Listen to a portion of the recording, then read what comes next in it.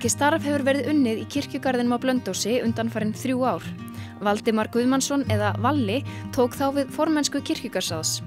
Hann ætlaði að segja okkur frá verkefninu í kirkjugarðinum en það var svo láréttur vindstrekkingur með blautu ívafi sem fældi okkur í burtu. Og Valli bauð okkur í staðinn að taka viðtalið í forláta kúluhúsi sem hann með í garðinum sínum. Já, verið bara velkomnar hingað í kúluna hérna. Já, það stundum svolítið góla í kirkjugarðinum hjá okkur en það er ekki oft mjög gott við þar.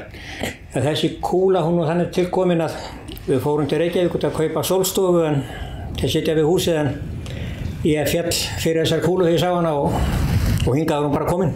En við ætlum að tala uppbygginguna í kirkjugarðinum. Segðu mér aðeins frá, það er 3 ára planið. Já, það sem við erum á 3. og síðasta ári í þessu 3 ára plan okkar. Og við byrjum á því að setja upp upplýsingaskilti sem er í garðinum, sem er alla sem þar hvíla. Og meðan við vorum að því þá þurftum við að leita að ýmsum upplýsingum, þannig að vörum við það að það var ansi mikið á ómerktum leiðum í garðinum. Og við nýttum þessa vinnu okkar mikið í það að nú erum við að merkja þessi leiði með fæðingardegi og dánardegi viðkomandi sem er búið að vera feikna mikil vinna. Já, ég trúi því. Þetta hlýtur að vera ansi mikil bara rannsókna vinna. Já, þetta var ekki nema fyrir sérstakt fólk að vera í þessu og ég gaf mig lítið að þessu en hérna félagi mín í stjórn og umsjónarmaður garðsins, hann er alveg sérfræðingur í þessum málum. Búin að grafa upp, við skulum ekki segja grafa upp, búin að finna ýmsar upplýsingar. Já, og við erum búin þegar að merkja 70 leiði og ég er ekki hissa þó að það eru svona kringum 100 leiði sem við myndum ná að merkja til viðbótar við það. Og það bara gjörbreytir líka ásýnd á garðinum. Við setjum sem trékrossa á öll leiðin með þessum merkjum á og líka fólk kemur mikið í garðin. Fólk sem hefur kannski ekkert komið til að leita ástöðuna sinna og fréttir þarna og þarna eru þá komin bæði upplýsingaskiltið og svo bara leitar að nafninu og þannig að þetta er orðið miklu auðveldara fyrir fólk að finna ef það kemur í garð sem hefur ekki komið í áður. Það er mikilvægt að aðgengi sem er besta móti við kirkjugarðinn en byrjað var á því að malbika gott bílastæði og gera stíga í garðinum. En stóra verkefni var að gera við steypta vegginn umhverfis garðinn. Hann var mikið sprunginn og mosagróinn. Við vorum svo heppin við fengum góða múrar og mosabræ til þess að vinna verkið og efnið fengum við frá B.M. Vallá og þetta vunni í samvinnu við Magga Jóns sem er hönnuður að garðinum og ég held að þetta hafi tekist bara mjög vel. Svo er sem sagt að koma að núna í að síðasta áfanganum þannig þegar að fara að setja upp skýli, var það ekki? Jú, við erum búin að fá geymsluhús, það vantar mikið geymsluhúsnæði við garðinn, það vantar mikið sem fylgir þessar útgerð. Við erum búin að fá efni í geymsluhús sem við keyptum frá Póllandi,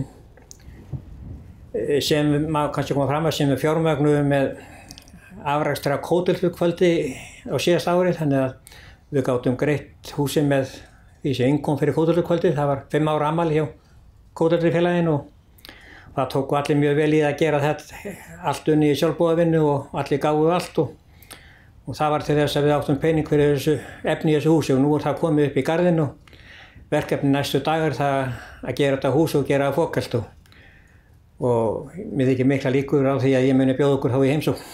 Frábært, við mætum. Og hvað ætlaðu svo að skýra? Ætlaðu að skýra kóteleftu kóin? Það er ekki komið á það stiga þá við sjáum til hvernig gengur. Skulum koma því upp fyrst. En hvernig datt þér í huga að fara út í þetta? Það var nú alveg bara tilviljun. Ágætu félagi minn var búinn að vera í þessu starfi í 12 ár og var búinn að gera nokkra tilraunir til þess að losna og sem mistókust. Já. Og hann hafði samband við mig og spurði hvort ég væri tilbúinn að taka þetta að mér og ég hafði nú aldrei verið með þetta sem áhuga mál þannig að ég þurfti að hugsa mig smá stund en hann ákvað að gera tilraun og hér er ég bara í dag. Sér ekki eftir því? Nei, þetta er búið að vera mjög gaman og ekki síst þegar áhuginn hjá það er svo mikið stuðningur út í samfélaginu. Til dæmis á síðasta ári þá safnaðist 1 milljón bara í frjálsu framlögum út á framkvæmdi við kirkjugarðsvegginn.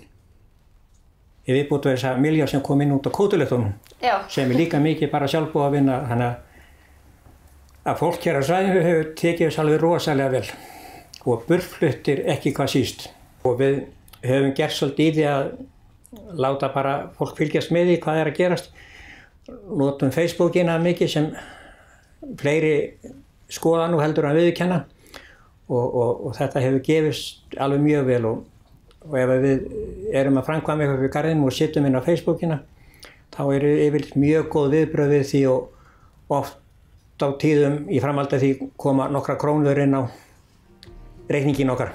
En við hvetjum bara fólk til þess að hjálpa ykkur með þessar síðustu krónur. Við notum tækifærið hér, við misnotum tækifærið okkar. Já, ég veit það bara, það eru margir sem hugsa hlýtt til okkar og þegar fólk sér að vera að gera eitthvað þá bara fólk yfir tilbúið að leggja hönd á plóg og við köllum þetta nú styrktarreikning fyrst en í dag heitir þetta lukkureikningun okkar og það hefur bara gengið vel. Þeir eru lukkuleg með þetta? Já, mjög lukkuleg.